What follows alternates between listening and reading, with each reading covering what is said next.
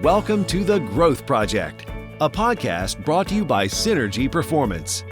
Our mission with this podcast is to explore the topics of growth, performance, and personal development through conversations with individuals pursuing success and by using current events in business and sports to discuss strategies on how you can grow into the individual that you want to be.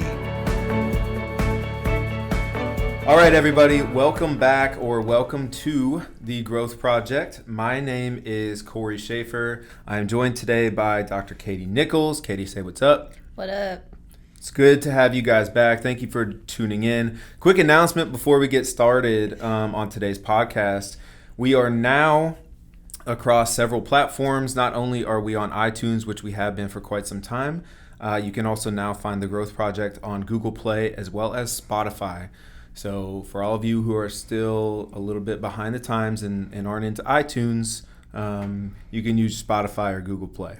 I'm just kidding. All right, let's go into this month's topic, which is adversity and failure. And this is something that I think that we've touched on over the course of the year. It's just a natural thing that comes up when we're talking about high performance, we're talking about sports, even business.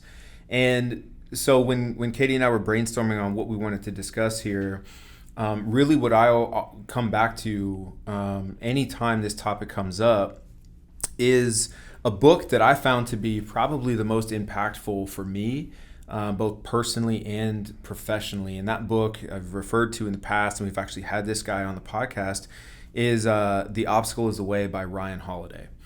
For whatever reason, maybe it was a time in life when I needed to hear some of these messages that were in this book, but I first listened to it on audiobook and was just like, man, this really sort of summarizes exactly how I feel and how I want to teach sports psychology. So I went back, I bought the book the following week and read it again and was just like, this is it, right? This really summarizes everything that I think I believe in how we should be responding to, again, adversity or challenges. So I wanted to start off because I think the way that Ryan Holiday really approaches this topic is great. And he actually uses one particular quote, Roman Emperor Marcus Aurelius. So I'm going to read this quote, and it's really going to provide the framework for today's conversation. So that quote is, "Objective judgment, now at this very moment. Unselfish action, now at this very moment. Willing acceptance, now at this very moment, of all external events. That's all you need." So again, just to break that down, objective judgment, what he's referring to there is your perspective or your perception towards life and on the challenges and failures that occur. Unselfish action, again, action. So when failure, when adversity does occur, what do you actually do? What is your behavior? What is your response? And then finally, the willing acceptance of external events. That's your will. Like, how do you bear what happens to you, even in the most dire circumstances? So that's going to kind of provide the framework for today's conversation. Katie, any just general thoughts on the topic here, adversity, failure, just kind of what comes to mind? I mean, I think even though you and I obviously take more of a sport lens, we both come from the sports psychology side of performance, but I think regardless, like you said, failure and adversity is something that everyone can relate to. We're human beings, right? So I think this is something, perspective and action and will, those are all things that we can all learn to continue to grow in and develop over time. And regardless of whether it's in our personal lives or in our work lives or in some kind of performance avenue, there's always going to be some kind of adversity that we're going to have to overcome. Right. Yeah, and I mean, you mentioned a good point there.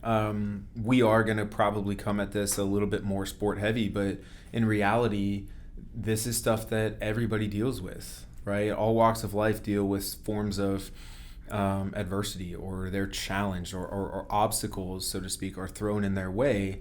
And so learning how to respond in those situations, I think, is really important. And so what we're going to try to do here is break things down. We'll go piece by piece, starting with perspective. And so perspective to me is really just how do you see the world, right? And like, what is your attitude towards life? That's the simplest way for me to summarize things. And again, even going back to the Marcus Aurelius quote there, he's challenging you to take an objective view of what's happening. What comes to mind when you hear that?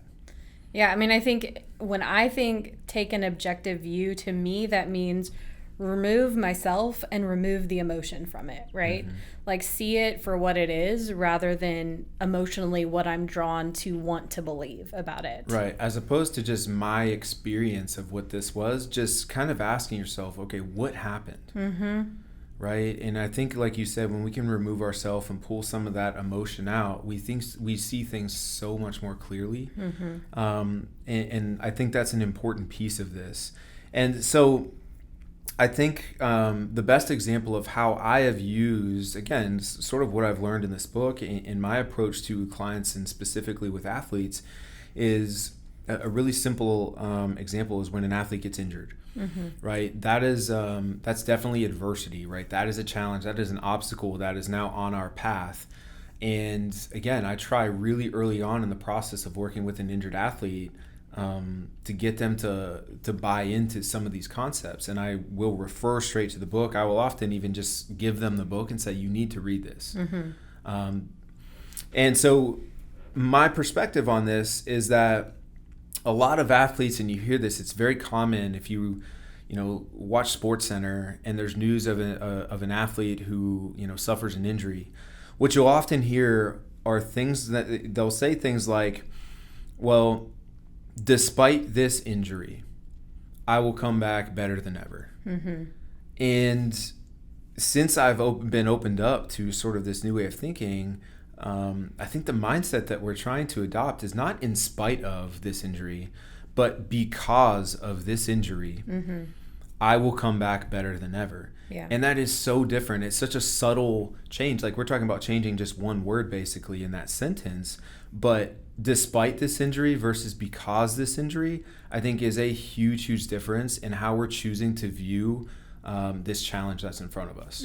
Yeah, I feel like you're able to then attach a different kind of meaning to it, and you're able to do something productive about it. Right. And so to me, what I always challenge, clients or athletes to think about then is, how can you use this difficult situation to actually make you better? Like, this being sort of the catalyst, right, for what's going to inevitably make you a better person, a better player, a better student even, right? And forcing them to get out of your mind about the fact that this injury occurred and start thinking about what can I do with it, right? And so sometimes that's just very simple things, just like, okay, well, it's going to make me a better teammate, right? Like, that's a really simple thing. Like, I'm removed, I'm not out there anymore, but I can be on the sidelines, and I'm still here with my best friends and my teammates, and I can support them. Yeah, I can have a little bit of a different role, but I can still be something for this team. Absolutely, right? So there's a really, really simple one. Again, if we're talking about really common injuries like,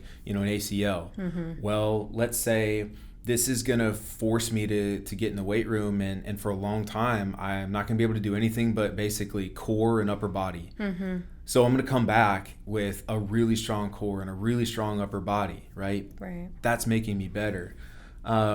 Simple things like, again, if we're talking about student athletes, how can you take this time to become a better student, right? You just removed a lot of time from your daily, your weekly schedule that you can now dedicate to your studies and to becoming a better student. So using it in that kind of way. Yeah. I think another thing too, like, when I meet with an injured athlete, I think the opportunity there to see what life is like without sport. Yes.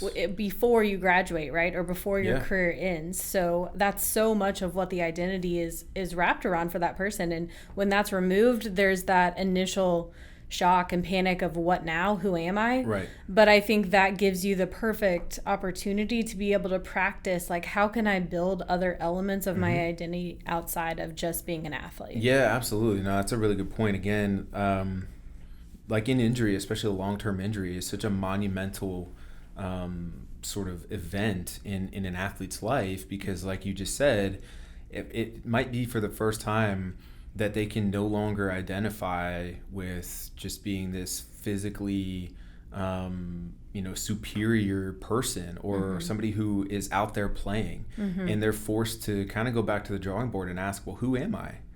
Right? Like you just said, if I pull that identity away, there is opportunity to maybe explore some other areas of who I am. Yeah, exactly. Which is pretty cool. Yeah. Well, and I think the thing from the obstacles, the way that stood out to me when in talking about perspective, as a whole team, whether that's, your team within the corporate world or a sport team, the quote that stood out to me was, weak teams are destroyed by crisis, good teams survive them, and strong teams are improved by them. So that piece of, we're going out there as a team and something happens, but how can we not just survive it, but how can we also grow and improve from it too? Absolutely, yeah. I think actually, since I referenced this a few podcasts ago, but the St. Louis Blues. Yep. Right. So we Stanley Cup champions. Yeah, now Stanley Cup champions. But back in January, they were dead last in the entire NHL. Yep. Right. But something about them, they chose to look at this like, this is going to make us better. We're going to make some changes, right? That's the action piece that we'll get to here soon. Yeah. But I think they don't become Stanley Cup champions if they don't have the right perspective about a really tough situation, right? Which is pretty cool. So there was also something here in this, the idea of perspective, that I know you wanted to talk a little bit about, something coming from positive psychology. So what was that? Yeah, so I think what we know from experience and from the research in positive psychology is that there's always the option, the choice of taking a downward comparison or an upward comparison. And basically, simply put, that just means there's always going to be someone who has it worse and someone who has it better. And so that ability to take that perspective, it's not going to be the easiest path to take, right? But ultimately, if I'm willing to look at, there's always going to be some team that has it worse off than I do. Even if in an injury situation, like if I'm a student athlete and I'm able to get the support around me to get me cleared and through surgery and healed appropriately, right, all in a good speedy amount of time, like that's a blessing right there. There are some people who go through injuries and don't have that.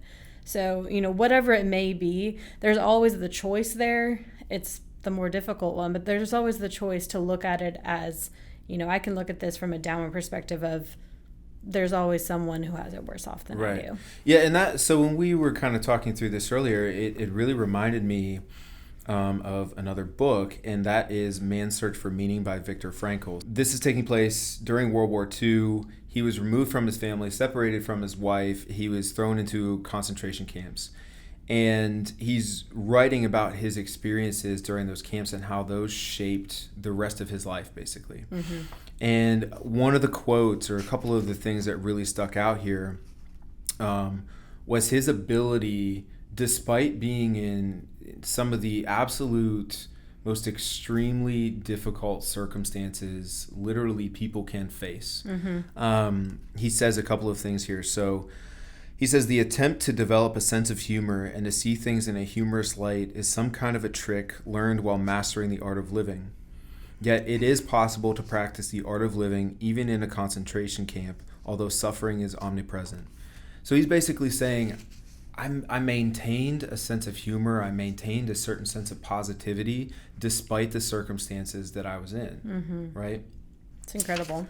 It's mind-blowing to think about that. And he goes on to talk about, he actually, at one point, he sat down and he said, I remember drawing up a kind of balance sheet of pleasures one day, right? Like he actually took the time in the midst of this terrible, terrible thing to actually ask himself, what are a couple of pleasurable or positive things that I've experienced in the past couple of weeks? Yeah. Right? Like that is perspective, which is just so impressive to me every time I go back and read that. Yeah. Well, and not only was he in a concentration camp, but he was in Auschwitz. Like, I mean, this was the worst of the worst kind of situation. And the downward, upward comparison that we were just talking about, like the easy path would be to just take the perspective of there's nothing I can do about this, and I'm just going to continue to let this in and let this become the worst possible thing I can imagine. But instead taking the choice, like you said, to find humor in some of that and find some positive moments. I mean, that takes a whole lot of willpower. Right. So again, to me, it's a reminder, and I think it's humbling then for, let's say, that athlete who just tore his ACL. Mm-hmm. Right? Is like, hey, let's have some perspective here. This guy went through this and was able to find some positivity. Mm-hmm. I think you probably can too if you try. Yeah. Right. Definitely. Okay, so we're going to move on. The second piece of this, again, like what do we actually have control over in the face of real challenge and real obstacles is action. So again, this is where kind of rubber meets the road. This is where we start acting and behaving in a way that I'm not going to let this thing kind of hold me down. Mm-hmm. Right? So again, like because of this, I will be better. But that is going to require you to kind of get out of bed and do something. Mm-hmm. So I think the question that you can ask yourself is, again, like what would, a good-hearted, respectable person, what would they do? How would he or she respond? Or again, just asking for yourself, like based on maybe your personal values, right? Mm-hmm. What would, let's say, since we just talked about mental toughness last month, what would a mentally tough person do, mm-hmm. right, in this situation? And letting that kind of guide some of your decision making or some of your behavior. What do you think? Yeah, I think like you said, the more, we talked a lot at the beginning half of this year about values, right? So I think the more we understand what it is that we value and what makes us the best version of ourselves, the more we're able to clearly understand how we want to respond to and what kind of actions that's going to take, but also how we're going to put those to action as well. Right. Right. And so as we were going through this, one thing that I thought of was a great video, since we were talking about just injured athletes, of Kobe Bryant. So after he suffered an Achilles injury towards the end of his career, mm-hmm. This was maybe 5 years ago, he's talking about how he developed some resilience just as a player and how he used, his Achilles injury, again, to really test that resilience and develop some of that resilience. But his response was, well, I gave myself basically one night, right, to kind of feel sorry for myself, to mm-hmm. be down about it, to just be in sort of a negative place. Yeah. But then I made the choice to move on, mm-hmm. right? And he said he more or less just started asking himself some pretty simple questions, right? It was like, okay, what is within my control here? Mm-hmm. What's the process going to be, right? I own the process. I can control that part of it. And so, okay, step one is surgery. Mm-hmm. Boom. Let's go into surgery with a good mindset, right? Yep. Coming out of surgery. All right, now what is within my control now, right? What's the next right thing that I can do mm-hmm.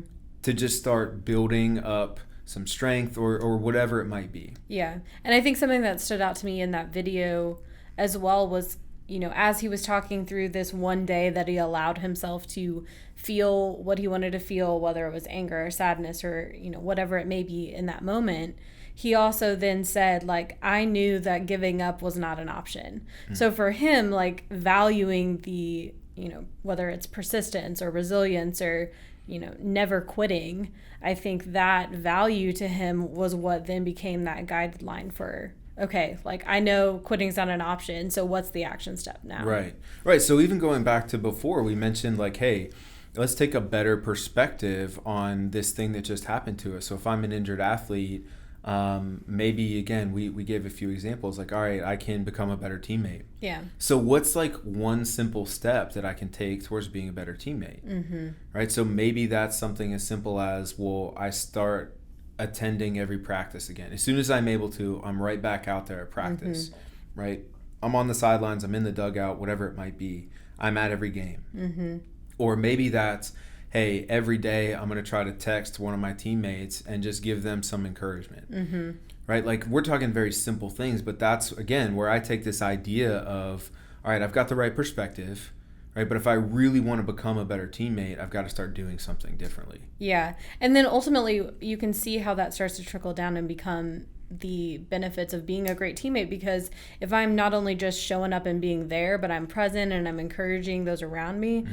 like they then see, man, I'm sure Cory would love to be out there right now in my shoes. Like I better bust my butt and make the most of the situation out at practice regardless of what's going on. Absolutely. Because there is an alternative here. Right. If that's okay, I want to be a better student. Well, again, that's probably taking stock of what are my study habits right now, Mm-hmm. and how do I start to make some very small, maybe positive changes towards becoming a better student. Or I want to be a student of the game. Yeah. So maybe I work with my coach and I set up, hey, one day a week I want to sit down and just go through film. Mm-hmm. I might be a year away from playing again. Yeah. But I want to use this time to learn, right? Mm-hmm. But that's the action step. So again, the emphasis here needs to go back to what is within my control. It can seem like when we're facing really difficult things that, you don't have control over a whole lot. Mm-hmm. But in reality, we're trying to help you see here, like, there are things that you can do. Yeah. Right? How are you choosing to look at this situation? And then again, what are the action steps? So focusing on the process, even just one step at a time to kind of get your way out of that difficult situation. Mm-hmm. Maintaining that perspective, I think, is important. Yeah. And Ryan Holiday points out in the book, can you fight the urge to panic and instead focus on what you can change on the task at hand? So that piece of, there's going to be that initial need or urge to want to hit the panic button, but instead, like, what within all of this chaos can I, like, take a breath, take a pause, Mm-hmm. and see, like, what I actually do have control over? Because that one piece of control, that one piece of change, that's what ends up giving us that peace, rather than thinking, I don't have any control in this situation and I'm just going to panic. Right. Yeah, absolutely. No. And again, in that moment, I think reminding yourself or being able to remember that you still do have some autonomy and you have Mm-hmm. some choice, Mm-hmm. right? I think that's what's really, really important. Yeah, when everything else is completely stripped away, at the core, you still have the choice to decide to think in a certain way, Mm-hmm. right? Yeah, good. Okay, so we'll go to the last piece here, which is will. So again, bringing this back to the quote, willing acceptance of all external events, Mm-hmm. right? And again, this is one of the basic just components of, hey, control the controllables, right? You're not going to be able to control everything that happens to you in life. I mean, people always, one of the classic quotes of, like, the only guarantees in life are death and taxes, right? But I would argue that we could throw in there, Yeah. adversity. Yeah. Failure, Definitely. right? Like, it's going to hit everybody in a different way, but it's pretty inevitable. Mm-hmm. And so how do you bear that, right? Like, how do you take what's happening, understand maybe that this is out of my control, and sometimes just suck it up with some grit and take it. Now, Yeah. again, it doesn't have to change the way that I necessarily think, and I still can have some positive action towards change, but it is just kind of bearing what's happening, right? It's sort of just wearing it. Yeah. Yeah, I think the word that you said there, acceptance, is huge. Yeah. Because, the more we fight it, the more of an issue it's going to become. It's going to just continue to eat away at us because we're not doing anything about it. We're not accepting that it's there. But ultimately, at some point, failure and adversity is always going to come.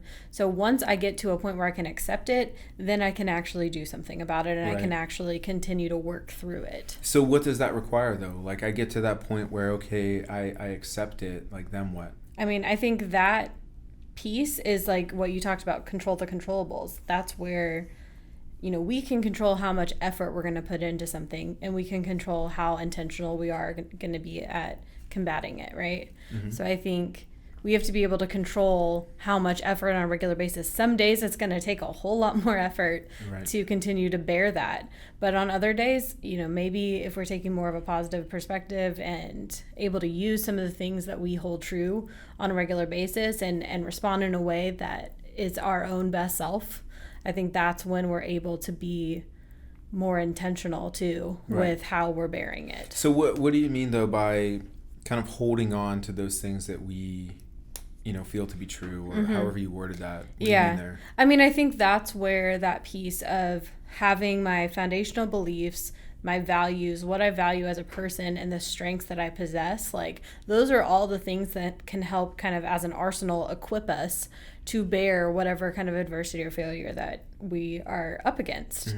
Whether it's Viktor Frankl talking about humor, if that's a strength of his or something that he values in life, or whether it's faith, or whether it's having a positive outlook, or hard work, whatever it may be, I think one thing that we know is that the more that we can use our strengths rather than our weaknesses, the better our well-being, the more we're able to flourish as people, the happier we are. So ultimately being able to use those things that are already a piece of us and already part of our core, right, we're able to bear it a whole lot easier. Yeah, so since we just keep coming back to the example of like an injured athlete, I think it's just a reminder that you can have a great perspective on things. You know, you can accept maybe what's happened. You can do all the right things and start finding where you do have control and take steps towards, again, using this to make you a better player, right? Or a better student or whatever.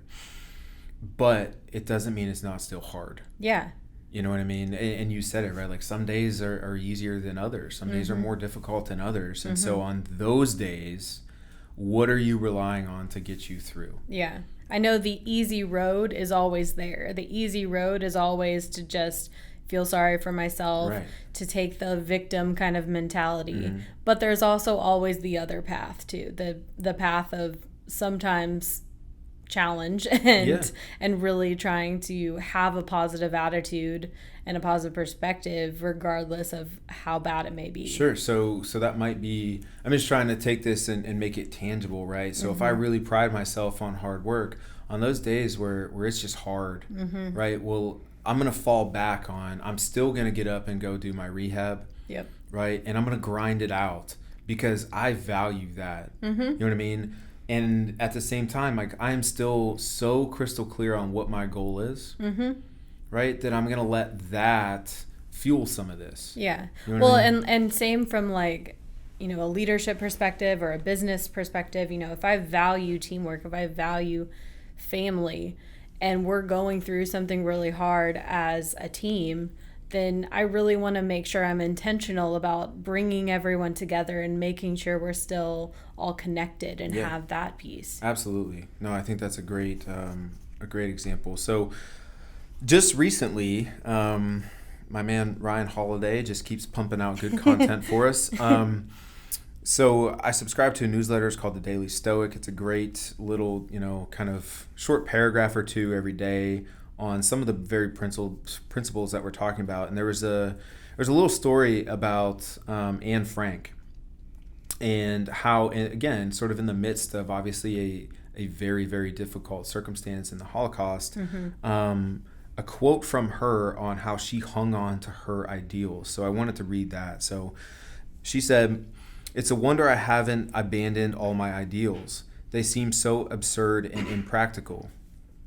Yet I cling to them because I still believe, in spite of everything, that people are truly good at heart. I see the world being slowly transformed into a wilderness. I hear the approaching thunder that one day will destroy us too. I feel the suffering of millions, and yet, when I look up at the sky, I somehow feel that everything will change for the better, that this cruelty too shall end, that peace and tranquility will return once more. In the meantime, I must hold on to my ideals." I mean, that's powerful, right? Yeah. Again, just like Viktor Frankl, like given some extremely difficult circumstances, to be able to say, I know what I'm up against here, right? Yeah. But I still believe that there's good in the world, right? Like that to me is so awesome, right? To hear. To still believe that there's always going to be something good on the other side. Yeah. And to just say, like, I'm going to hang on to what makes me me, right? I'm going to hang on to my values, or in her words, like, I'm going to hang on to these ideals. I think that's really, really cool. Yeah. Okay. So you were able to find a great example that I think really summarizes all three of these points. So just great perspective, taking proper action, and then having the will to just endure, a difficult circumstance. Why don't you tell us a little bit about this? Yeah, so I was looking back, and I think this story resurfaced because the gold medal Olympic swimmer Nathan Adrian recently was diagnosed with testicular cancer. And so this story from Eric Chanteau, who back in 2008 was a 200 breaststroker, resurfaced, but he found out a week and a half before the Olympic trials that he had testicular cancer. And for those who are not familiar with USA Swimming, the trials is usually harder than the Olympics itself. So to make the team is something that is very big. It's a very pressure-filled situation. So then on top of trying to focus in and dial in and get ready for this big event, he also at the same time finds out, I have testicular cancer, now what? And in the story that I was reading, his first step from there was, can I still race? Like, I know that that's something that I want to do. I still want to compete at trials. And so for him, his first step was to go take the action of asking doctors, can I still race? They did a lot of tests. They monitored him. They said he was good to go for trials. He ends up competing, upsets the number one American, and ends up making the team. So at that point goes back to see if he's even going to be able to go and travel to Beijing for the Olympics. So while everybody else is spending the next 6 weeks solely dedicating all of their time to prepare as best as they could for the Olympics, he's in there doing weekly blood tests, he's getting x-rays, he's getting scans, he's having all of this tracking done to make sure that the tumor hasn't grown at all. Ends up fortunately finding out that it had not spread. He was able to go and compete, and then 6 days after he returned from Beijing, that's when he had surgery and then was cleared as cancer-free.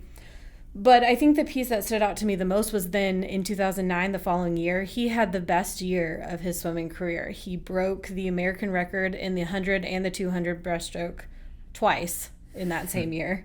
And then went on in 2012 to qualify for the 100 breaststroke, won a gold medal with the 4x1 medley team. And so the quote that I found from this, in talking about this experience, he said, this was removed after he had retired, but he said, I think a lot of the times when you get to a high level of competition, it becomes the most important thing in the world, and it's really not. There's a big life outside of sports, and I think long term, for the 4 years I continued after my diagnosis, it helped me a lot.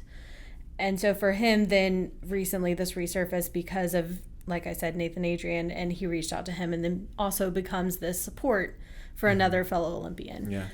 So I think just in talking about perspective and talking about action steps and in talking about just the will to continue to push forward and to take a greater perspective on what really matters, whether you're in the Olympics and swimming for a gold medal, or whether you're in the boardroom, whatever it may be, there's always going to be something that's bigger than what we're making the moment that we're in right now, any kind of occupation that is. You know?